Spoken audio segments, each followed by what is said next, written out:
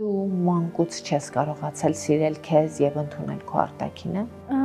Գուցե ես մտածում եի, որ եթե հիմա գնամ, շուրթերս մեծացնեմ, այտոս կփոխեմ, քիթ փոխեմ, ինչ-որ մի բան փոխեմ, ավելի գեղեցիկ եմ լինելու։ Բայց պատժվել եմ դրա համար։ Սկսվեցին թե ֆիզիկական արդեն առողջության հետ կապված խնդիրներ, թե էսթետիկ տեսքի հետ կապված։ Մի անգամից հեռացրել եմ, խնդրել եմ Աստծուց, որ վերանան էլի իմ մեջից այդ հիմար մտքերը, ինձ համեմատելու այդ սովորությունը։ Երբ ես առաջին անգամ մուտք գործեցի շոու բիզնես, դա ինձ մոտ այդքան էլ չէր ստացվում, քանի որ եկա բացասական կերպարով, շատ անգամ գիշերները լաց էի լինում, չէի հասկանում որն է այդ վատ մեկնաբանությունների պատճառը։ Շատերի համար հիմա խնդիր չէ, հա, վիրավորել, գրել օրինակ ինչ տգեղ աղջիկ է։ Գուցե ես հոգու խորքում համաձայնում էի այդ մեկնաբանությունների հետ, երբ չէի կարողանում սիրել ինձ, իմ արտաքինը եւ ընդունել ինձ այնպեսին, ինչպեսին որ ես կամ։ Իմ եւ հայրիկի մեջ նաեւ հույնի արյուն է հոսում։ Դու հիմա 23 տարեկան ես։ Մենակ ապրել սկսել ես մոտավորապես 20 տարեկանից։ Ինչպես քեզ տրվեց մենակ ապրելը։ Դարձա ավելի ինքնուրույն, բայց ինչ խոսք ինձ շատ է պակասում ծնողներիս ջերմությունը։ Այս ասպարեզում ես դեռ չեմ կարողանում վաստակել այնքան, որպեսզի կարողանամ ապահովել ինձ, հա, մենք ունենք դերասաններ, որոնք լավ են վարձատրվում եւ լավ վարձատրությունը մեծ մասամբ ուղիղ համեմատական է տաղանդին, մասնագիտական հմտություններին ու իհարկե սիրված լինելուն։ Առաջ գնալը արդյոք չի սկսվում քո ներդրումից եւ կրթական ներդրումից։ Ես չէի ուզում ընդունվել ամերիկյան համալսարան, ես ի սկզբանե ուզում էի ընդունվել թատերական ինստիտուտ, դիտմամբ չէի պարապում եւ ես ձախողեցի ամերիկյան համալսարան ընդունվելու իմ առաջին փորձը։ Փորձում ենք ինչ-որ կերպ, ինչ-որ այնպես անել, որ ինչ-որ համալսարան ընդունվեմ եւ սովորեմ, այնքան խեղճ էի ինձ զգում։ Ասացի, այսինքն ես այնքան ուժ չունեմ, այնքան ուղեղ չունեմ ու հիմա ստիպված եմ այսպես ասած ինչ-որ միտեղ, հա, այսպես տեղավորվել, սովորել, չէ, դա իմը չէ։ Այդ որոշումը ինձ համար բեկումնային եղավ։ Ամերիկյան համալսարան ընդունվելու շատ եմ չարչարվել։ Դա ինձ համար պարզապես համալսարանում սովորել չէր, դա ինձ համար կյանքի դաս էր։ Եղել է ժամանակ, երբ հայրս կոշիկ չի ունեցել, ու երբ հիմա տեսնում եմ ուր է հասցրել հայրիկին իր նպատակասլացությունը, ես այդքանից հետո չեմ կարող ուղղակի թույլ լինել։ Ներքին բախումներ կան։ Վստահ չեմ, որ ուզում եմ ամբողջ կյանքում դերասանուհի լինել։ Դու հիմա նկարահանվում ես Վերջին զանգը հեռուստանովելում։ Ստիպված եմ լինելու այլևս հանդես չգալ նախագծում, քանի որ որոշել եմ մեկնել Հունաստան, որպեսզի ավարտեմ մագիստրատուրան այնտեղ։ Տպավորություն է, որ դու հենց հիմա մասնագիտություն եւ անձնական կյանք ընտրության առջև ես։ Հաղորդման գործընկերներն են Seven Star Spa կենտրոնը, իմպլանտում ստոմատոլոգիական եւ կոսմետոլոգիական կլինիկան։ Դու ինչի մաս Լայֆրումում այսօր երիտասարդ դերասանուհի Անի Մեհրաբյանն է, ողջույն Անի։ Ողջույն Ամալա ջան։ Անի, ինչպես ըստ էության կապ չունենալով դերասանական ոլորտի հետ մասնագիտական առումով հայտնվեցիր հեռուստատեսությունում, դերասանական ոլորտում, որովհետև երբ խոսքը մասնագիտական ընտրություն կատարելու մասին էր, որոշեցիր գնալ ամերիկյան համալսարան։ Ամալա ջան, նշեմ, որ ամերիկյան համալսարան ամեն դեպքում ես գնացել եմ ծնողներիս հորդորով, իսկ դերասանի մասնագիտությունը միշտ եղել է իմ հոգում։ Դա եկել է մանկությունից, չեմ ասի եղել է մանկության երազանք, դա ավելի շատ եղել է ներքին համոզմունք, որ ես մի օր հայտնվելու եմ հեռուստացույցի մեջ։ Ես մի-չոր բան էի դիտում, վստահ էի, որ մի օր ես էլ եմ խաղալու։ Չգիտեմ դա ինչ զգացում էր, եւ մի հետաքրքիր բան էլ ասեմ, հաճախ մի այսպիսի հետաքրքիր տեսիլք էր ինձ այցելում, աղջիկ կարմիր զգեստով,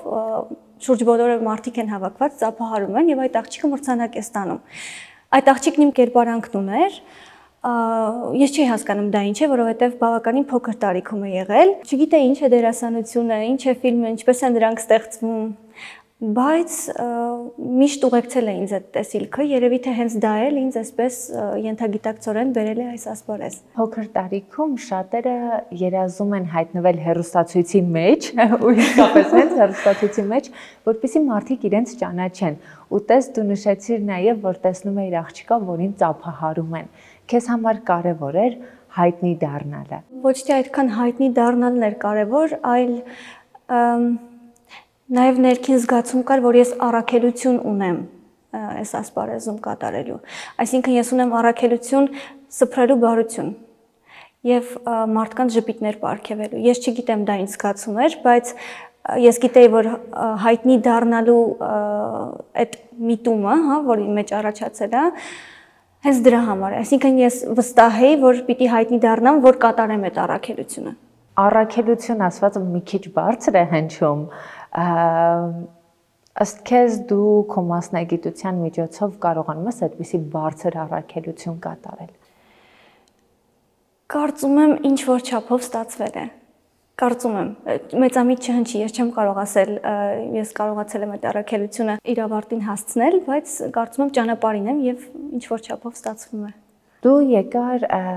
հեռուստատեսային նախագծեր ու քո երազանքը հենց հեռուստատեսությունն էր, բայց դերասանի մասնագիտությունը, դերասանները ըստ էության շատ լրջորեն թրծվում են թատրոնում։ Դու ունես նման երազանք։ Ունեմ։ Եվ պատկերացրեք վերջերս անգամ ունեցել եմ հնարավորություն բեմում հայտնվելու, սակայն ստիպված եմ եղել մերժել առաջարկը խիտ գրաֆիկի պատճառով։ Այդ ժամանակ դիպլոմային աշխատանք էի կատարում եւ հանդես էի գալիս միանգամից մի քանի նախագծերում՝ Ջիմի, Տանդեմ, հետո արդեն վերջին զանգ։ Ես չէի կարող այդքան անպատասխանատու վերաբերվել իմ բեմում հայտնվելու առաջին այդ հնարավորությանը։ Որոշեցի, որ ասում են ուշ լինի, նուշ լինի, այդ սկզբունքով շարժվեցի, չուզեցի անպատասխանատու վերաբերվել։ Տես դու խոսում ես մասնագիտությանը պատասխանատվությամբ վերաբերվելու մասին ու դա իրականում շատ կարևոր կետ է, բայց այս դեպքում օրինակ մտածում ես նաև մասնագիտական կրթություն ստանալ, որովհետև որքան էլ պրակտիկան շատ լուրջ կենսափորձ է, ամեն դեպքում բազանել իր կարևորությունն ունի։ Միանշանակ իր կարևորությունն ունի, այդ իսկ պատճառով ես ինձ ամենևին չեմ համարում պրոֆեսիոնալ դերասանուհի, դեռ շատ մեծ աշխատանք ունեմ կատարելու, շատ մեծ ճանապարհ ունեմ անցնելու, որպեսզի գոնե կարողանամ հավասարվել մեր դերասանուհիների մակարդակին։ Ես ավարտել եմ Աբել Աբելյանի անվան արվեստի դերասանական դպրոցը։ Շնորհակալ եմ ուսուցչիս ինձ այդքան գիտելիք տալու համար, որովհետև հիմա հավատացեք շատ տեղերում ինձ պետք է գալիս, ես օգտագործում եմ այնինչ քաղել եմ իրենից, բայց դա բավարար չէ։ Ես կարծում եմ, որ կրթությունը ամեն դեպքում դերասանի եւ դերասանու համար շատ կարեւոր է։ Ապագայում եթե ստացվի, միտք ունեմ, շատ կուզենամ հնարավորություն ունենալ արտասահմանյան որևէ բուհում ստանալ հենց մասնագիտական կրթություն։ Իսկ քայլեր այդ ուղղությամբ ձեռնարկում ես, թե դա ուղղակի հեռավոր միտք է։ Այդքան էլ հեռավոր չէ։ Օրինակ 1 տարուց կամ 2 տարուց օրինակ, այդքան էլ հեռավոր ես իրան միտք չեմ համարում։ Ես ինչու եմ սա քեզ հարցնում, որովհետև դու ավարտել ես ամերիկյան համալսարանը։ Ըստ էության ժամանակն է նաև մագիստրոսական կրթական ծրագիր ընտրելու եւ երկրորդ կրթական ծրագիր ընտրելու փուլում դու ունես այդ հնարավորությունը գնալու դերասանական ճանապարհով։ Հարցը տալիս եմ, որպեսզի հասկանամ հիմա այդ ընտրությունը արել ես թե ոչ։ Դեռ ոչ, քանի որ երկմտում եմ Ամալիա ջան։ Մի քանի այսպես ներքին բախումներ կան։ Վստահ չեմ, որ ուզում եմ ամբողջ կյանքում դերասանուհի լինել եւ ճանապարհս ամեն դեպքում այս ուղղությամբ հենց շարունակել։ Շատ են պատճառները։ Գուցե ինչ որտեղ կարծում եմ, որ հիմա ժամանակն է կենտրոնալ այլ մասնագիտության վրա, քանի որ ես չգիտեմ կյանքը ինձ ուր է տանելու։ Յուրաքանչյուրս կարծում եմ մտածում ենք մեր օրվա հացը վաստակելու մասին, թերևս դա ինձ մոտ շատ լավ էր ստացվում, երբ ես դեռ այս ասպարեզում չէի, անհատական կամ խմբակային պարապմունքներ էի անցկացնում աշակերտների ուսանողների հետ անգլերենի։ Լավն էր եկամուտը չէի բողոքում, բայց թերևս այս ասպարեզում ես դեռ չեմ կարողանում վաստակել այնքան, որպեսզի կարողանամ ապահովել ինձ, ամեն ինչով, այսպես ասած։ Իրականում դերասանների հոնորարները կարող են շատ բարձր լինել, կարող են չարդարացված ցածր լինել, այսինքն երբ դու հասկանում ես,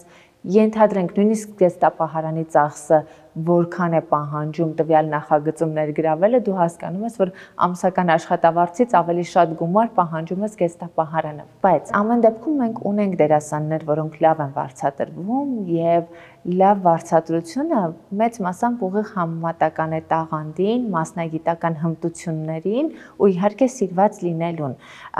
Այսինքն այստեղ քայլ-քայլ առաջ գնալը արդյոք չի սկսվում քո ներդրումից եւ կրթական ներդրումից, մասնագիտական մի քայլ առաջ գնալու ներդրումից։ Իհարկե, միանշանակ։ Ես փորձում եմ անել այնքան ինչքան իմ ուժերի սահմանում է։ Չեմ կարող որոշել հա ռեժիսորի կամ պրոդյուսերի փոխարեն որքան տաղանդավոր եմ, որքան սիրված եմ եւ այլն եւ այլն։ Ես վստահում եմ Աստծուն։ Կարծում եմ ես հիմա փոքրիկ քայլերով առաջ եմ գնում, իսկ ուր կտանի ճանապարհը կարծում որոշի Աստված։ Բայց դերասանական ոլորտում մնալու ու չմնալու երկմտանքը միայն եկամուտով է պայմանավորված, թե կան այլ գործոններ, որոնք քեզ մտածելու տեղիք են տալիս։ Կան, չեմ թաքցնի, կան։ Կարծում եմ պետք չէ նաև անտեսել անձնական կյանքը եւ ընտանիք կազմելու ցանկությունը, հա, իսկ շատ հաճախ մենք գիտենք, քաջ տեղյակ ենք, որ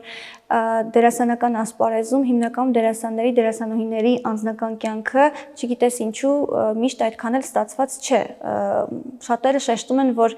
աշխատանքը խանգարում է ընտանիքին եւ եթե անկեղծ ես այդ մտքի հետ համաձայն եմ։ Եթե օրինակ դու 12 ժամ կամ ավել գտնվում ես նկարահանման հրապարակում, չեմ կարծում, որ կարող ես բավարար սեր, ջերմություն եւ որ ամենակարևորն է ժամանակ նվիրել ընտանիքիդ։ Շատ անգամ նկարահանումները կարծում եմ կարող են խանգարել։ Չեմ ասի, որ ընդհանրապես չեմ ուզում, հա, այլևս լինել դերասանական ասպարեզում, բայց կարծում եմ արդեն կլինեմ հատուկենտ նախագծերում։ Թվում է հիմա քո ճանապարհի այն փուլն է, երբ դու դեռ պետք է ձգտես լինել տարբեր նախագծերում, որովհետև դու դեռ կարիերայից սկզբնական փուլում ես, բայց խոսում ես այնպես, կարծես շատ աշխատանք արել ես, շատ նախագծերում ներգրավվել ես, որոշակի գագաթնակետի ես հասել ու արդեն կընտրես հատուկենտ նախագծեր։ Առհասարակ ցանկացած հարցում ընտրողաբար մոտենալը շատ կարևոր է, բայց արդյոք մասնագիտության մեջ մի քիչ ավելի վերևից չես նայում ես պահին այն ամեն ինչին, որտեղ դու գտնվում ես։ Չէ, ամենևին, ես դեռ ճանապարհի ամենասկզբում եմ, ես կարծում եմ շատ փոքրիկ քայլերով եմ առաջ գնում։ Պարզապես կարծում եմ յուրաքանչյուր մարդու այդ սահմանը, հա, եզրակետը տարբեր է, այսինքն մարդ կա ուզում է հիմա օրինակ որպես դերասանուհի հասնել Հոլիվուդ։ Մարդ կա ուզում է նկարահանվել մի քանի նախագծերում, որպեսզի այդ քաղցը երազանքը իրականացնելու իր մեջ չմնա։ Հետո մարդ կա, չգիտեմ, ուզում է պարզապես միշտ իր ամբողջ կյանքում օրինակ հենց Հայաստանում լինել տարբեր նախագծերում, լինել սիրված միշտ էկրաններին եւ այլն։ Իմ սահմանն էլ բնականաբար մյուսներից տարբերվում է։ Ես դրա համար եմ ասում, երկմտում եմ, ես դեռ չգիտեմ հստակ ինչ ճանապարհով եմ ուզում շարունակել։ Այդ իսկ պատճառով ոչ թե չունեմ սովորություն ընդհանրապես ոչ մի բանին վերևից նայելու, դա ինձ համար այն բանն է, ինչի ես մարդկանց մեջ չեմ սիրում եւ աշխատում եմ երբեք այդպես չմտածել։ Ամեն դեպքում կասեմ, որ ես հագեցրել եմ այդ քաղցը։ Ես հիմա, եթե հետ նայեմ, չեմ ասի, վայ, օրինակ ինչի չհասա երազանքիս, ինչի չարեցի։ Իսկ կշարունակեմ թե չէ, այ հենց այդտեղ է երկմտանքը, հենց դրանից է երևի գալիս նաեւ, որ քեզ մոտ կարծիք ստեղծվեց, թե կարծես արդեն ավարտել եմ կարիերան, ինչ որ այսպես մեծ բաներից եմ խոսում, չէ, ամենևին։ Անի Lightroom-ի գործընկեր Seven Stars Spa կենտրոնի կողմից քեզ նվեր քարտ։ Seven Stars-ը Հայաստանի առաջատար սպա կենտրոններից մեկն է, գործում է Reebok սպորտային ակումբին կից։ Այստեղ ներկայացված են եվրոպական առաջատար բրենդերը պաշտոնապես, նաև ժամանակակից շատ սարքավորումներ ունեն ու շատ լայն ծառայություններ ունեն, այնպես որ կարող ես գնալ, ծանոթանալ ու օգտվել քո նվերից։ Շատ շնորհակալ եմ Ամալիա ջան։ Սիրով։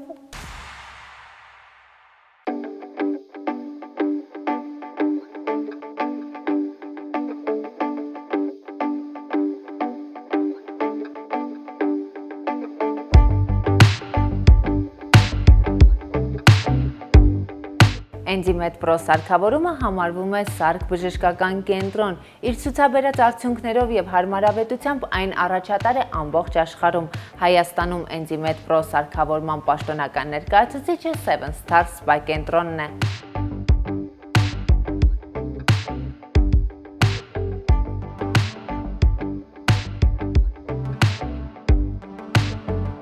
Ուշադրություն, եթե դուք ուզում եք ազատվել կնճիռներից, ձգել ձեր մաշկը առանց ներարկումների կամ վիրահատական միջամտության, ապա էնզիմետ սարքավորումը Հայաստան է բերվել ձեզ համար։ Սարքի թողած ազդեցությունը նկատելի է շատ արագ, իսկ որ ավելի կարևոր է փոփոխությունը երկարատև է։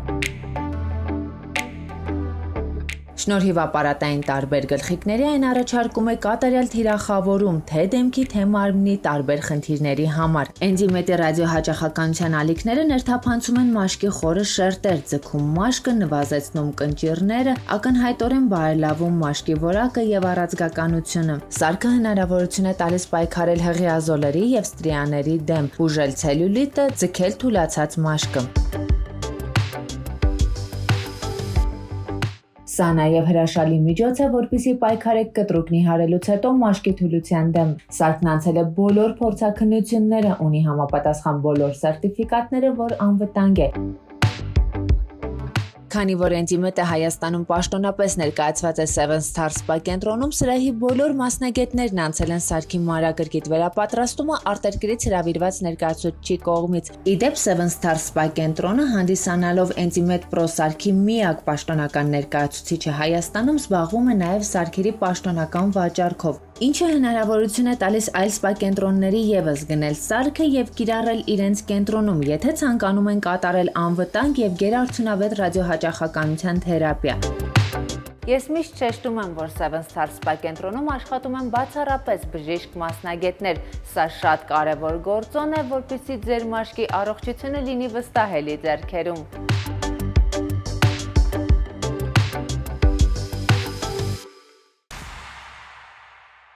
Դու մասնագիտական ճանապարհը շարունակելու մասին խոսելիս մի կարևոր բան նշեցիր, որ ուզում ես ընտանիք ունենալ ու քո սերը, ջերմությունը ներդնել քո ընտանիքի մեջ ու մտավախություն ունես, որ հնարավոր է դերասանուհու կարիերան խանգարող հանգամանք լինի քո անձնական կյանքում։ Հիմա քո կյանքի այս շրջանում դու զգում ես, որ քո անձնական կյանքին խանգարում է դերասանուհու կարիերան, թե դա մտավախություն է ապագայի համար։ Դերասանուհի լինելը հեշտ չէ։ Հատկապես երբ դու չունես մասնագիտական կրթություն։ Այսինքն ընդհանրապես ունես Աստծոց տրված իծն է ինչ-որ տաղանդ, հա, որը պետք է զարգացնել։ Դա զարգացնելու համար եւ աշխատանքիդ պատասխանատու մոտենալու համար ցանկալի է նվիրել օրվա մեծ մասը, ժամանակը, անի հարցս։ Հա, հերվից չգամ մի խոսք, հասկացա։ Տենց է։ Okay։ Խանգարում է։ Ինչ որ առումով խանգարում է։ Գուցե նաև նախ ժամանակային առումով կարծում եմ, քանի որ ես օրվա մեծ մասը նվիրում եմ նկարահանումներին, հետո գուցե ինչ որ չափով նաև չեմ վախենա ասել կարծրատիպային առումով, քանի որ ամեն դեպքում դերասանական ասպարեզի հետ կապված, շոու բիզնեսի հետ կապված շատ կարծրատիպեր ունենք։ Դերասանուհի է ուրեմն ազատամիտ է, դերասանուհի է ուրեմն ընտանիքի մարդ չի կարող լինել եւ այլն եւ այլն եւ այլն։ Ես իհարկե բացարձակ համաձայն չեմ այս կարծրատիպերի հետ, բայց դրանք կան եւ դրանք ցավոք սրտի, այսինքն այդպիսի մտածելակերպ ունեն գրեթե 90%-ը, հա։ Դու մտավախություն ունես, որ քեզ կընկալեն որպես ազատամիտ աղջիկ։ Իհարկե, դա կարծում եմ յուրաքանչյուրն ունի այդ մտավախությունը, իսկ ես այդպիսինը չեմ եւ չեմ ուզում այդպես ընկալվել։ Դու հիմա խոսում ես դժվարությունների մասին, որոնք կարող են բերել քո մասնագիտական ճանապարհը, ու տպավորություն է, որ դու հենց հիմա մասնագիտություն եւ անձնական կյանք ընտրության առջև ես։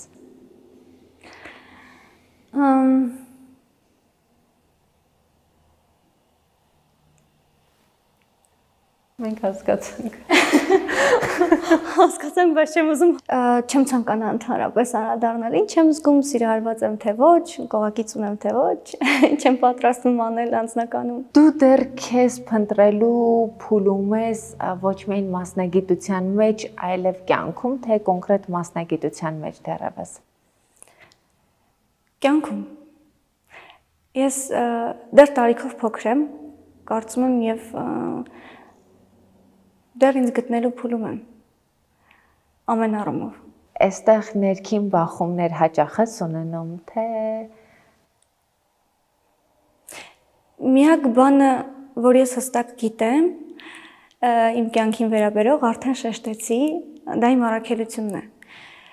Շատ դեպքեր են եղել իմ կյանքում, երբ ես նկատել եմ, որ իսկապես հենց դա է այն, ինչի համար ես ծնվել եմ։ Իմ ճանապարհին շատ են հայտնվում դեպրեսիայի մեջ գտնվող մարդիկ, ովքեր դադարել են ժպտալ։ Չգիտեմ ինչպես է դա ստացվում, բայց ես կարողանում եմ նրանց այդ վիճակից դուրս հանել։ Ես կարողանում եմ շատերին սովորեցնել ներել։ Շատերին սովորեցնել իրենց հոգում բարությունը միշտ պահել։ Դա միակ բանն է, որ ես հստակ իմ կյանքի վերաբերյալ գիտեմ։ Թե ինչ ճանապարհով ես դա կշարունակեմ անել, սփռել, հա,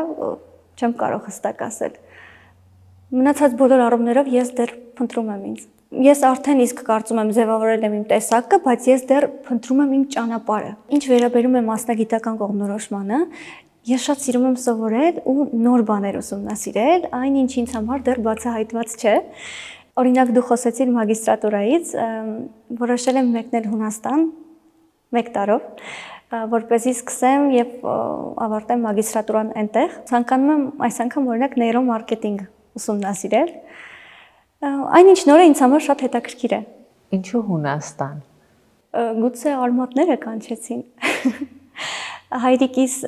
տատիկը մաքուր հույն է, իմ եւ հայրիկի մեջ նաեւ հույնի արյուն է հոսում։ Այսինքն Հունաստանում միայնակ չես լինելու, գնում ես քեզ հարազատ մարդկանց մոտ։ Այո, հյուրընկալվելու եմ հայրիկիս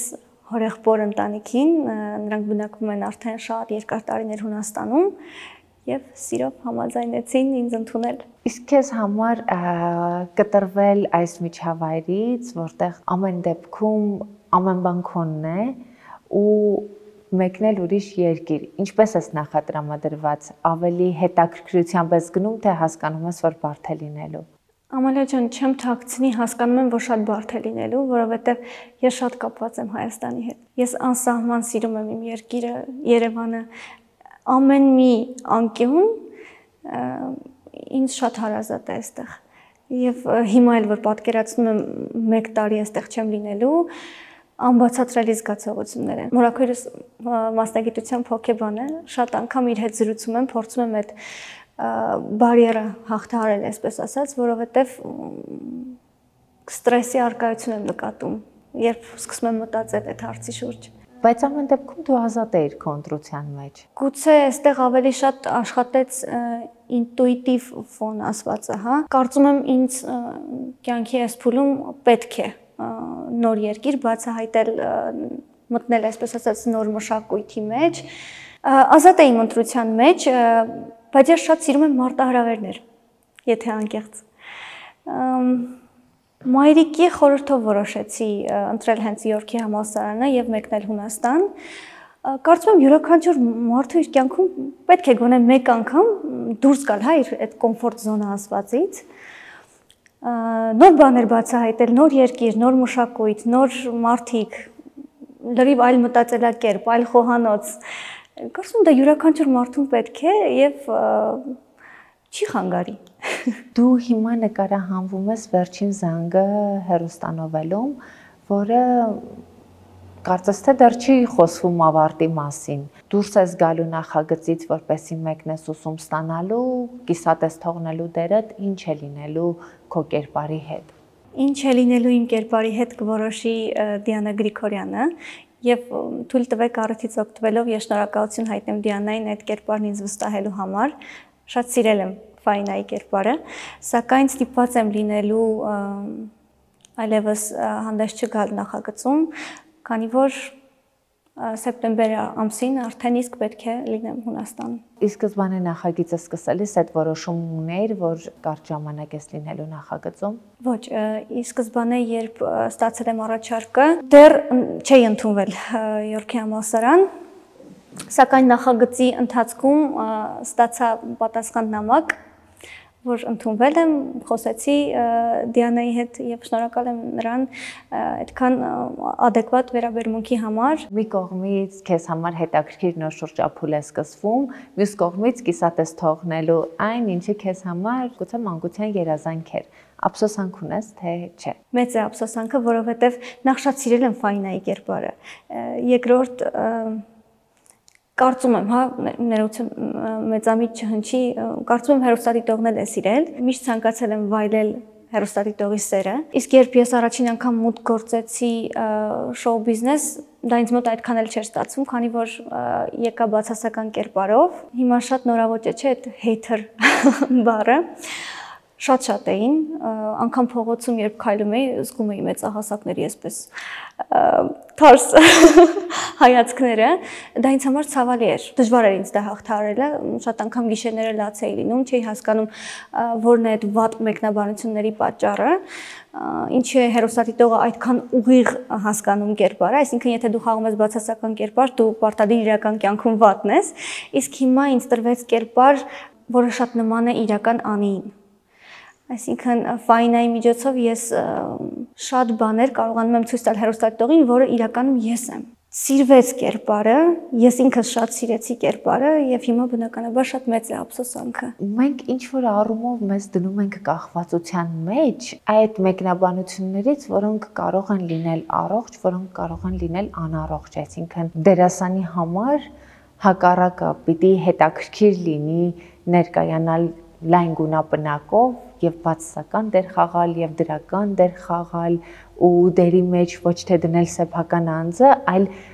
մասնագիտական հմտությունները ու դրանով ոգևորվել։ Բայց երբեմն եւ թե ժամանակի հրամայականն է, մենք շատ մեծ ուշադրություն ենք դարձնում մեկնաբանություններին, այդ ուղիղ ընկալումներին ու չենք կարողանում ժպիտով վերաբերվել դրան։ Դա քեզ չի խանգարում։ Խանգարում էր, որովհետև այնինչ դու հենց նոր նշեցիր, ես այն ժամանակ իմ մեջ չէի հղկել։ Տարիքս էր նաև գուցե պատճառը, տարիքով ավելի փոքր էի, երբ նոր մուտք գործեցի ասպարեզ։ Ես աշխարհը միշտ շատ սպիտակ եմ տեսել։ Այդ ժամանակ էլ էի ամբողջությամբ սպիտակ տեսնում։ Չէի պատկերացնում, որ կարող եմ մի օր այդ աստիճան սևի բախվել։ Գուցե այդտեղ էր դիզոնանսը, գուցե այդտեղ էր շոկը, վայ, ես ինչ եղավ։ Վայ, վատ մարդիկ էլ կան, վայ, վատ մեկնաբանություններ էլ կարող են գրել։ Վայ, բոլորը չէ որ քեզ սիրելու են կամ համարելու են գեղեցիկ կամ տաղանդավոր։ Իսկ այդ ժամանակ ամեն բան այդքան սև էր, թե դու էիր սև տեսնում։ Չէ, սև էր։ Սև էր, որովհետև աղջնակ, սկսնակ, այսպես ասած, չեմ ուզում ասել դերասանուհի, ամեն դեպքում ես մասնագիտությամբ դերասանուհի չեմ, աղջնակ ով ուներ երազանք, հա, հայտնվելու հեռուստացույցի մեջ, գալիս է, այսպես երազանքներով լի, կենսուրախ, մեկ էլ բախվում է այդ իրականությանը։ Այդ ժամանակ ծանր էր, հիմա չէ, ընդհանրապես։ Դու այն ժամանակ մտածում էիր, որ կերպարը պիտի ընտրես, թե քեզ տրվել էր հնարավորություն, դու կերպար ընտրելու մասին նույնիսկ չէիր մտածում։ Շատ ճիշտ նշեցիր, ինձ տրվել էր հնարավորություն, ես անգամ չէի մտածում կերպարն ընտրելու մասին, հետո գիտես ինչն է հետաքրքիր, որ ես իրականում միշտ ցանկացել եմ բացասական կերպարով հանդես գալ, որովհետև կարծում եմ յուրաքանչյուր դերասանուհի կհամաձայնի, որ շատ հետաքրքիր է կերտել բացասական կերպար, բայց հետևանքների մասին այդ ժամանակ չէի մտածում, չէի պատկերացնի, որ ընկալումը կարող է այդքան ուղիղ լինել հեռուստադիտողի կողմից։ Նմանատիպ իրավիճակներից հատկապես երբ դեռ շատ երիտասարդ ես, ինչպես ես կարողանում քեզ դուրս բերել ու դու դա ինքնուրույն ես անում, թե հարազատ մարդկանց օգնությամբ։ Հարազատ մարդկանց օգնությամբ կարելի ասել երկուսը մեկում, եւ ինքնուրույն եւ հարազատ մարդկանց օգնությամբ, բայց ավելի շատ կարծում եմ ինքնուրույն, որովհետեւ յուրաքանչյուրը ինքն է կարողանում ամեն դեպքում իրեն որևէ վատ իրավիճակից դուրս հանել, եթե անկեղծ խոսենք, բայց հարազատ մարդկանց օգնությունը ինձ իսկապես այդ պահերին շատ պետք է գալիս, շատ անհրաժեշտ է։ Բայց այդ վաղ երիտասարդական, պատանեկան տարիքում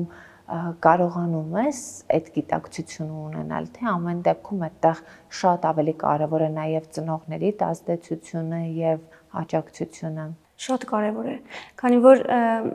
երիտասարդ տարիքում հատկապես երբ ծնողներիդ հետ ես ապրում, դու չունես բավարար գիտակցություն, դեռ բանականություն, պատասխանատվություն, հա, հասկանալու շատ բաներ եւ պատասխանատու վերաբերվելու շատ հարցերին։ Իսկ հիմա ես մենակ եմ ապրում, ծնողներս բնակվում են Ռուսաստանի Դաշնությունում, այդ պահից սկսած, երբ ես սկսեցի մենակ ապրել, ես դարձա ավելի ինքնուրույն։ Սկսեցի ինքս ինձ հղկել, շատ կարդալ, շատ սովորել, շփվել ինձանից ավելի խելացի, ինձանից ավելի փորձով մարդկանց հետ, որպեսզի կարողանամ շատ գիտելիքի պաշար քաղել, որպեսզի կարողանամ այն ինչ որ դու հիմա նշեցիր իմ մեջ հղկել։ Անի ջան, նորմալ է։ Բոլորը չէ որ քեզ սիրելու են, բոլորը չէ որ քեզ համարելու են տաղանդավոր, չի կարելի մեկնաբանությունները այդքան սրտին մոտ ընդունել, դրա համար լաց լինել, դեպրեսիայի մեջ ընկնել եւ այլն եւ այլն։ Եվ շատ հաճախ աղոթում եմ։ Ես ամեն առավոտյան շնորհակալություն եմ հայտնում Աստծուն, նախ որ արթնացել եմ, երկրորդ որ այսքան գեղեցիկ ու գունեղ կյանք ունեմ, եւ խնդրում եմ իմ մեջից հեռացնել չարին, յուրաքանչյուր բան, որը ինձ կարող է խանգարել, եւ դա ստացվում է։ Իմպլանտում ստոմատոլոգիական եւ կոսմետոլոգիական կլինիկան մշտապես համալրվում է ժամանակակից նորագույն տեխնոլոգիաներով եւ սա ապահովում է պացիենտների հարմարավետ սպասարկումը։ Ստոմատոլոգիական կենտրոնի ղեկավար բժիշկ Դավիթ Մաթևոսյանը մեզ կպատմի իմպլանտումի գործունեության մասին։ Ողջույն Դավիթ։ Ողջույն Ամալիա։ Իմպլանտումը համալրված է ստոմատոլոգիայի ոլորտում լավագույն տեխնոլոգիաներով, թեպետ առաջին հայացքից կլինիկան բավականին փոքրիկ է, բայց բավականին հագեցած ու համալրված կլինիկա է։ Ինչ սարքավորումներ ունեք, որոնք շատ ավելի հեշտացնում են բուժառուների կյանքը։ Միշտ փորձում ենք նորագույն տեխնոլոգիաներ ունենալ եւ հնարավորինս արագ ներդնել մեր պրակտիկ աշխատանքի մեջ, ապավելու համար ավելի բարձր որակ մեր աշխատանքային պրակտիկայում։ Վերջերս մենք ձեռք բերեցինք շվեյցարական EMS ֆիրմայի ատամների մաքրման պրոֆիլաքսիս մաստեր սարքը,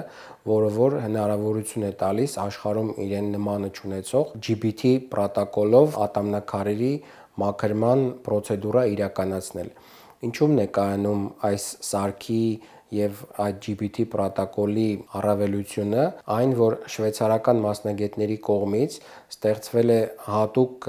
քայլերի հաջորդականություն ատամնաքարերի մաքրման, ինչպես նաեւ սարք, որը որ աշխատում է այդ ընկերության կողմից ստեղծված նյութերով, որը որ մաքսիմալ անվնաս է ատամնաքարերի մաքրման պրոցեդուրան դարձնում։ Մենք գիտենք, որ ատամնաքարերի մաքրման պրոցեդուրան պրոֆիլակտիկ միջոց է եւ մենք մեր բուժառուներին խորհուրդ ենք տալիս այդ մեթոդը անել ամեն 6 ամիսը մեկ, որպեսզի պաշտպանենք ատամները տարբեր տեսակի խնդիրներից, ատամնաքարերի առաջացումից, հետագայում նաեւ կարիես եւ մնացած այլ խնդիրներից, հա, բայց ուզում եմ հատուկ նշել, որ երբ որ դա կատարվում է ոչ ճիշտ սարքերի եւ ոչ ճիշտ նյութերի օգնությամբ, հնարավոր է հենց այդ պրոցեդուրան պատճառ հանդիսանա, որպեսզի ատամները վնասվեն։ Ամեն դեպքում ձեզ մոտ հիմա ատամնաքարերի հեռացումը շարունակում է գործել երկու տարբերակով եւ նախկին տարբերակը, որը եղել է եւ նոր մեթոդով, թե միայն նոր մեթոդով եք աշխատում։ Մեզ մոտ այո, նախկին մեթոդը պահպանվում է եւ ասելով նախկին մեթոդ մի քիչ այդքան էլ ճիշտ չի ասել նախկին, որտեվ դա այդ մեթոդը կիրառվում է եւ կկիրառվի դեռ երկար, ուղղակի այստեղ էությունը կայանում է նրանում, որ GBT պրոտոկոլը ինքը շատ ավելի իդեալականին հավասարացված մեթոդ է։ Մենք ուղղակի հնարավորություն ենք տալիս նաև ատամնաքարերի մաքրման պրոցեդուրայի ժամանակ մեր պացիենտներին ընտրել լավագույնը։ Նոր սարքավորումը ենթադրում է գնի փոփոխություն։ Փոքր գնային տարբերություն կա, ի հաշիվ նյութի արժեքի։ Վերջին սարքավորումներից մեկը, որը գրեթե 1 տարի առաջ եք ձեռք բերել, 3 shape սարքավորումն է, որը անհամեմատ ավելի հեշտացնում է չափս վերցնելու գործընթացը, որը բավականին տհաճ եւ վատ պրոցեդուրա է։ Բուժառուների արձագանքները հիմնականում ինչպիսին են։ Ներբերանային սկաները դա իրականում շատ մեծ հեղափոխություն իրականացրեց ստոմատոլոգիայում, երբ որ նման դիսկոմֆորտ պրոցեդուրա ամենաերևի չսիրած պրոցեդուրան էր մեր պացիենտների, հիմա դարձել է անհամեմատ ավելի հեշտ եւ անհամեմատ ավելի ճշգրիտ, քանի որ սա հնարավորություն է տալիս մեզ շատ ավելի հեշտ ճանապարհով պացիենտին առանց խոչընդոտներ կամ առանց անհարմարություն պատճառելով չափսեր վերցնել, հա, ու ի հաշիվ նրա, որ այն ամբողջովին թվային տեխնոլոգիա է, ստանալ մաքսիմալ որակ։ Ինչպես նաև թվային տեխնոլոգիաներով չափսի վերցնելը մեզ հնարավորություն է տալիս աշխատելով Հայաստանում ընտրել տեխնիկական լաբորատորիաներ կամ տեխնիկներ, ովքեր որ աշխատում են աշխարհի տարբեր երկրներում, բայց տալիս են լավագույն որակ եւ մեր բուժառուներին առաջարկել ընտրել լավագույն տեխնիկական լաբորատորիաները։ Որ երկրների հետ եք աշխատում։ Այս պահին մենք աշխատում ենք լաբորատորիաների հետ Հայաստանում, իհարկե, ինչպես նաև Դուբայում, Արաբական Միացյալ Էմիրություններում, Իսպանիայում եւ Մոսկվայում։ Սրանք ոճային տարբերություններ են ենթադրում, թե որակական տարբերություններ էլ կան։ Եվ ոճի, եւ որակի տարբերություն, այսինքն մենք կարողանում ենք առաջարկել մեր պացիենտներին լայն սպեկտր ատամնաշարի ձևերի, կախված թե մեր պացիենտը ինչ նախընտրություն ունի, որոշենք թե որ տեխնիկական լաբորատորիան կարող ենք իրեն առաջարկել։ Գնային առումով տարբերությունները եւս մեծ են։ Միանշանակ գնային առումով տարբերություններ կան եւ ընտրություն կայացնելիս արդեն պացիենտն էլ նաև գնային սանդղակն է ներկայացվում։ Շատ լավ, շնորհակալ եմ շատ։ Ես էլ եմ շնորհակալ։ Անի, դու հիմա 23 տարեկան ես, միայնակ ապրել սկսել ես մոտավորապես 20 տարեկանից։ Սա մի կողմից, ինչպես ինքդ արդեն նշեցիր, ինքնուրույն դառնալու շատ կարճ եւ հստակ ճանապարհ է։ Մյուս կողմից, ամեն դեպքում դու դեռ ունենում ես կարիքը ծնողներիդ եւ սիրո ու ջերմության, ամենօրյա սիրո ու ջերմության առումով եւ կենցաղային շատ հարցերում ամեն դեպքում կենցաղը միայնակ կազմակերպելը այդքան էլ հեշտ բան չէ։ Ինչպես քեզ տրվեց մենակ ապրելը։ Շատ բարդ չէր, եթե անկեղծ։ Ես այնպիսի մարդ եմ, որ փոքրուց սիրել եմ առանձնանալ, խորհել, միայնակ։ Ծնողներս փոքր տարիքից աշխատել են ու հիմնականում տուն էին վերադառնում ուշ ժամերին, ես հիմնականում մենակ էի լինում կամ օրվա մի մասը լինում էի տատիկի հետ, բայց չգիտեմ ինչու ես փոքրուց սիրել եմ լինել մենակ։ Հետևաբար ինձ համար դա այդքան էլ անսովոր երևույթ չէր, բայց ինչ խոսք ինձ շատ է պակասում ծնողներիս ջերմությունը, սերը, շատ հարցերում, հատկապես կենցաղային հարցերում իրենց աջակցությունը։ Բարդ չէր, հաղթահարելի էր, չեմ ասի, որ ինչ-որ այդպես ստրես եմ տարել մենակ ապրելը։ Մարդու հետ կապը պահելու համար, այդ սերն ու ջերմությունը պահելու համար իրականում այդքան էլ կարևոր չի, որ դուք մի տան մեջ ապրեք, հա։ Դա ավելի կարծում եմ էմոցիոնալ կապ է, որը ես կարողանում եմ պահել նաև հեռախոսով։ Գուցե դա տարօրինակ թվա, ես էլ եմ զարմացած, որ դա ինձ հեշտ տրվեց, որովհետև մենակ ապրել ամեն դեպքում այդքան էլ հեշտ բան չէ, հատկապես երիտասարդ աղջկա համար, բայց երևի թե, չգիտեմ, փոքր-ինչ անբացատրելի է, բայց ստացվեց։ Կարոտը չի խանգարում։ Չեմ ասի, որ ես շատ կարոտում եմ, բայց ես միշտ կարողանում եմ կարոտը հաղթահարել, եթե անկեղծ։ Հետո կարծում եմ չի խանգարում նաև այն պատճառով, որ շատ հաճախ եմ այցելում ծնողներիս։ Նաև ծնողներս են շատ հաճախ գալիս Երևան, Հայաստան։ Այդ իսկ պատճառով ես գուցե շատ չեմ հասցնում այդպես զգալ այդ բուռն կարոտը։ Դու ծնողներիդ հետ ամեն թեմայի մասին խոսում ես, կիսվում ես, թե այդ հարցերում էլ ես ավելի միայնակ ու այս առումով պակասը շատ չես զգում։ Շատ եմ սիրում խոսել մայրիկի հետ, շատ։ Գիտես, Ամալիա, Աստծո հանդեպ սերը եւ հավատը ինձ եկել է մայրիկից, անցել է մայրիկից։ Չգիտեմ ինչպես է դա նրա մոտ ստացվում, բայց եթե ես մայրիկին չեմ լսում ինչ-որ հարցում, այն որ ասում է ոտքդ քարին է դիպչում, իմ կյանքում դա միշտ այդպես է եղել, այդ իսկ պատճառով ես շատ սիրում եմ մայրիկի հետ խոսել եւ քննարկել յուրաքանչյուր քայլ, յուրաքանչյուր։ Դա կլինի հարցազրույցիկալ, դա կլինի ինչ-որ նախագծի առաջարկ ընդունել, անձնական ինչ-որ մի բան, յուրաքանչյուր հարց։ Կարծում եմ նաև մայրիկի կապն է, հա, Աստծո հետ ուժեղ, մի հետաքրքիր փաստ նշեմ, շատ հետաքրքիր երազներ է տեսնում մայրիկան, ռուսերենով ասված այդ «վեշչեսնի», հա, ու հետո այդ երազները ի կատար են ածվում, Շատ անգամ ինձ չի ասում, որ երազ է տեսել, ասում է Անի ջան, այս բանը հանկարծ չանես, այստեղը չգնաս, քեզ այս վիճակից շուտ հանի, թե չէ, օրինակ այսպիսի բան կարող է պատահել։ Դրա համար միշտ լսում եմ իրեն։ Իր երազները միշտ են կատարածվում։ Չգիտեմ դա ինչի հետ է կապված։ Մի քիչ սնահավատություն էլ ունես։ Չէ։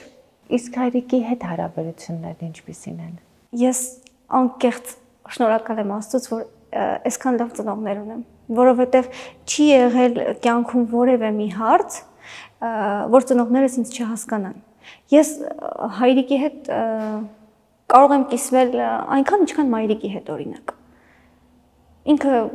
մայրիկի հետ հավասար կարող է նստել, ինձ լսել, խորհուրդ տալ, եւ մենք չունենք, այսպես գաղտնիքներ ես ու մաման, չէ, փակ թեմաներ չունենք հայրիկից։ Հիմնականում կարող ենք այսպես ընտանիքով նստել, ինչ որ հարց քննարկել։ Ես միշտ շատ անկեղծ եմ եղել ծնողներիս հետ, սուտ չեմ խոսել եւ չեմ խոսում, դա այն բանն է, ինչը ծնողներս իմ մեջ փոքրուց դաստիարակել են։ Ես որդեգրել եմ այդ սովորությունը, որ երբեք սուտ չխոսեմ։ Ամենամանր հարցերը, օրինակ կարող է մաման հարցնի որտեղ ես, ասեմ, չգիտեմ, այստեղ լինեմ, ասեմ, դե հեսա հասնում եմ տուն օրինակ։ Ամենամեծ սուտը, որ ես կարող եմ խոսել։ Այդ իսկ պատճառով իմ եւ ծնողներիս կապը ու վստահությունը շատ ուժեղ է։ Այսինքն չկա, հա, տարբերություն մայրիկի հետ այսպիսի հարաբերությունների մեջ եմ, հայրիկի հետ այսպիսի հարաբերությունների մեջ եմ, տենց ինչ որ բարիեր չկա։ Շատ հաճախ դեռահաս շրջանում երեխաները սկսում են ստել նաև որովհետև ունենում են զգացողություն, որ գուցե իրենց չհասկանան։ Դու մանկուց միշտ իմացել ես, որ քեզ միշտ կհասկանան։ Այո, միշտ կողքիս են եղել յուրաքանչյուր հարցում։ Երբ ես քեզ հարցրեցի ամերիկյան համալսարան գնալու մասին, դու ասացիր, որ այդ որոշումը քեզ համար կայացրել են ծնողներդ։ Իրենք հաճախ են քեզ համար որոշում կայացնում ու ինչպես ընդունեցին դերասանական ուղղությամբ գնալու քո ցանկությունը։ Դերասանական ուղով գնալու ցանկությունը իմն էր։ Ես եմ ընտրել այդ ճանապարհը եւ չեմ թաքցնի, որ սա իմ կյանքում երևի թե միակ հարցն է եղել, հա միակ որոշումն է եղել, որի շուրջ մենք ինչ որ չափով բախվել ենք։ Ես շնորհակալ եմ իրենց, որ որոշել են իմ փոխարեն այն ժամանակ, որպեսզի ես սովորեմ ամերիկյան համալսարանում, մի հետաքրքիր բան ասեմ, ես չէի ուզում ընդունվել ամերիկյան համալսարան, ես ի սկզբանե ուզում էի ընդունվել թատերական ինստիտուտ, չէի պարապում, որովհետև դիտմամբ չէի պարապում, այսինքն չէի անում այն, ինչ պետք էր ընդունվելու համար, եւ ես ձախողեցի ամերիկյան համալսարան ընդունվելու իմ առաջին փորձը։ Հետո գիտես ինչ տեղի ունեցավ, գնացինք համալսարաններից մեկը, այնքան խեղճ էի ինձ զգում։ Փորձում ենք ինչ-որ կերպ, ինչ-որ այնպես անել, որ ինչ-որ համալսարան ընդունվեմ եւ սովորեմ, այսպես նայեցի շուրջս, լսում էի այդ խոսակցությունները, հա, այսպես անենք, հա, գուցե գնա այս քննությունը տա, այս անի, որ ինչ-որ միտեղ սովորի, ասացի մի վարքյան։ Այսինքն ես այնքան ուժ չունեմ, այնքան ուղեղ չունեմ, այնքան պատրաստակամություն չունեմ, որ այնտեղ ընդունվեմ, սովորեմ այդ մակարդակի համալսարանում ու հիմա ստիպված եմ այսպես ասած ինչ որ միտեղ, հա, այսպես տեղավորվել, սովորել, չէ, դա իմը չէ։ Եվ հենց այդ օրվանից ես հասկացա, որ ծնողներս ինձ ստիպեցին գտնել իմ մեջ այդ ուժը։ Ոչ միայն դա վերաբերում է համալսարանին, հա, այլ ընդհանրապես կյանքին լինելու նպատակասլաց, ուժեղ, պայքարող, կարծում եմ այդ որոշումը ինձ համար բեկումնային եղավ ամերիկյան համալսարան ընդունվելու, որովհետև ես այդտեղ ընդունվելը հեշտ չէ, շատ եմ չարչարվել, չեմ ստի։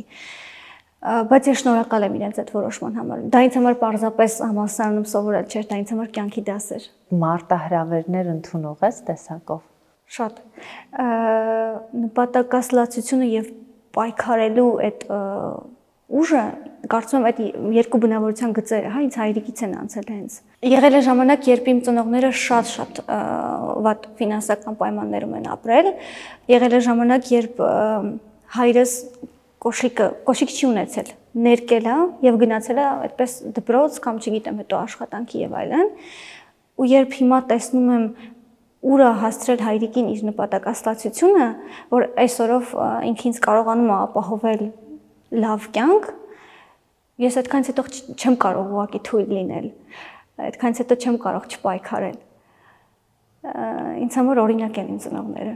Ինչով են հիմա զբաղվում ծնողներդ Ռուսաստանում։ Հայրս ուներ մանկության երազանք ունենալ իր սեփական կարատեի դպրոցը։ Հիմա Ռուսաստանի Դաշնությունում հայրս ունի իր կարատեի դպրոցը,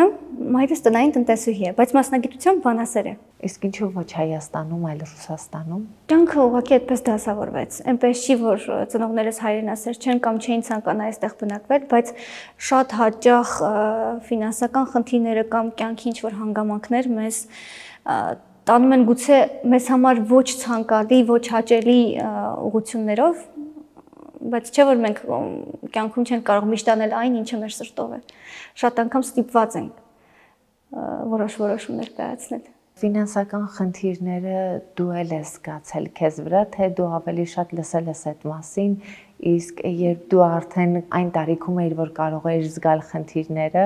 արդեն ամեն բան հաղթահարված էր։ Կարողացել են ծնողներս այնպես անել, որ ես չզգամ, որովհետև փառք Աստծո, չէ, գուցե այդքան էլ վատ պայմաններ չեն եղել, հա, որպեսզի հագուստ չունենամ դպրոց գնալու փառք Աստծո կամ հաց չունենամ ուտելու, չէ, բայց այնպես էլ չեն եղել, որպեսզի կարողանան ինձ ամեն ինչով ապահովել, հա, դրա համար ամեն դեպքում կյանքը իրենց ուրեմն տարավ Ռուսաստանի Դաշնություն, որպեսզի պայմանները էլ ավելի բարելավվեն։ Պահանջկոտ երեխա չեմ եղել եւ չեմ։ Գիտես ինչն է շատ հաճելի, երբ հայրիկս աշխատանքից տուն էր վերադառնում, միշտ աշխատանքից տուն վերադառնալուց ինձ 200 դրամ էր տալիս եւ ես գիտեի, որ արդեն իսկ կարող եմ ուտել ավելի քան 3 պաղպաղակ։ Դա ինձ համար մեծ երջանկություն էր, այսինքն այդ մանկության տարիքում դա իմ մաքսիմումն էր, հա, որից ես ուրախանում էի, ես այտենց շատ չեմ պահանջել։ Լինի անձնական առիթ, թե նկարահանում ես իմ արտաքին տեսքը մշտապես վստահում եմ բյութի ֆաբրիկի պրոֆեսիոնալներին։ Երևանի սրտում Սարյան 19 հասցեում արդեն գործում է բյութի ֆաբրիկի նոր շքեղ սրահը։ Այս արդեն նրա մասին չէր, որ փոքրիկ տեղից հնարավորինս շատ գումար աշխատենք։ Այս այն պահն էր, որ ուզում էի, որ իմ հաճախորդը իրեն զգար ըստ արժանվույն սպասարկված։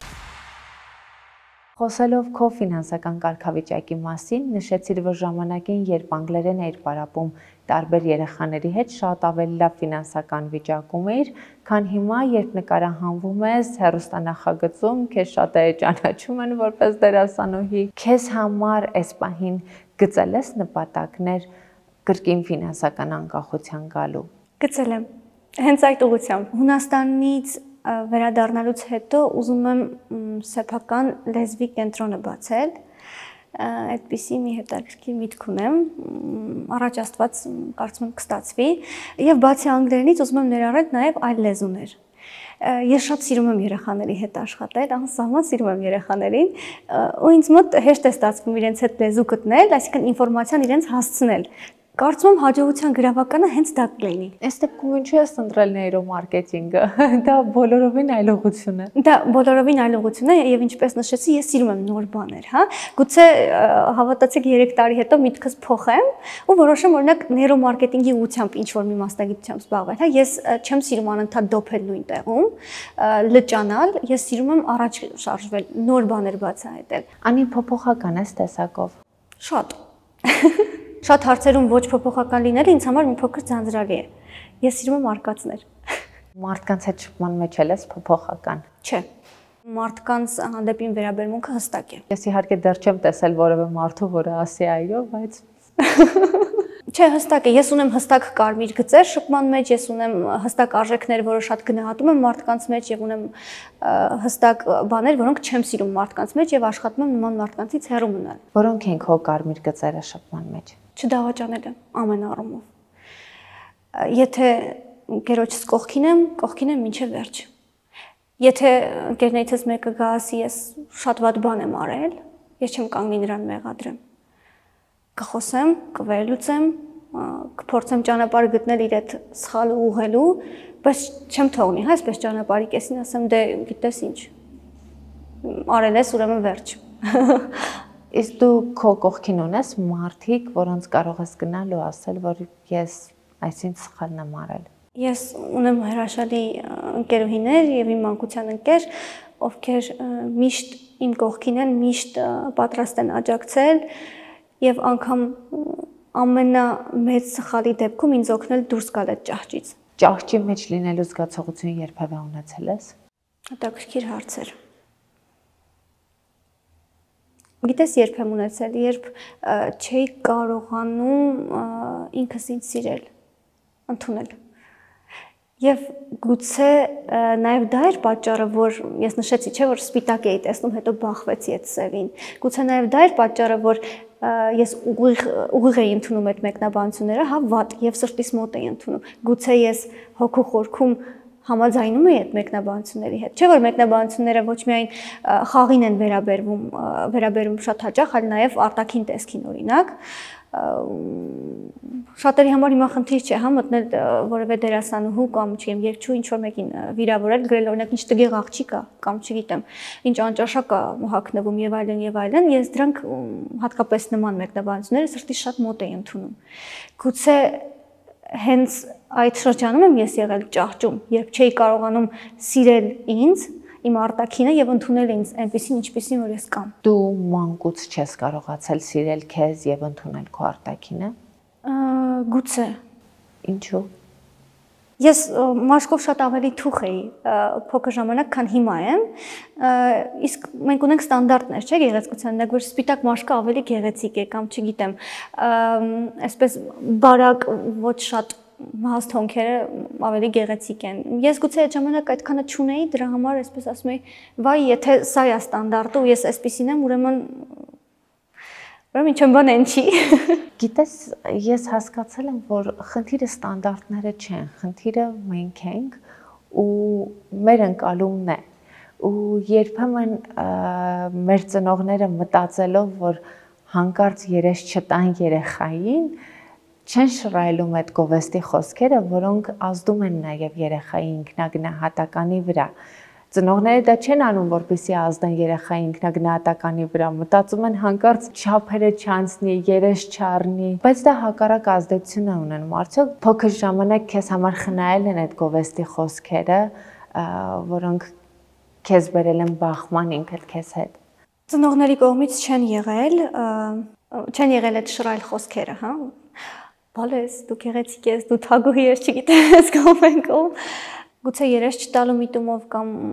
մեկ այլ միտումով չեմ կարող ծնողներից փոխարեն պատասխանել, չեմ կարծում դա դիտավորյալ է, հա, եղել, բայց կարծում եմ խնդիրը իմ մեջ էր։ Դու շատ ճիշտ նշեցիր, Ամալիա ջան, խնդիրը մեր մեջ է, ոչ թե ստանդարտները։ Այսինքն ես էի, հա, միշտ նայում դասընկերուներիս, ասում, «Վայ, ինչ սիրուն են, օրինակ շեկ մազերով, կանաչ աչքեր», իմ աչքին դա էր գեղեցիկ, հա։ Հետո նայում եմ Հայաստանում շեկ մազերով, կանաչ աչքերով աղջիկներ այդքան շատ ունեն։ Դե ես շատ սիրուն դասընկերուներ եմ ունեցել, չգիտեմ, շեկ մազերով, կանաչ աչքերով, սպիտակ մաշկով, բարի, չգիտեմ, ես նայում եմ, ասում եմ, օրինակ ինչի ես էլ տենց չեմ, չգիտեմ, ինչեմ ես սևահեր, մուգ ավելի եւ այլն։ Խնդիրը իմ մեջ էր ուղղակի։ Ու ինչպես առերեսվեցիր ինքդ քեզ հետ ու հաղթահարեցիր դա։ Ընկերների շնորհիվ հաղթահարեցի։ Այդ շռայլ խոսքերի պակասը լրացրեցին ընկերներս, կարծում եմ։ Այսինքն ըստ էության քո ինքնագնահատականը ձևավորում էր արտաքին աշխարհը եւ փոքր տարիքում, երբ կոմպլեքսներ ուներ, եւ հիմա երբ կոմպլեքսներից ազատվել ես։ Հիմա չէ, բայց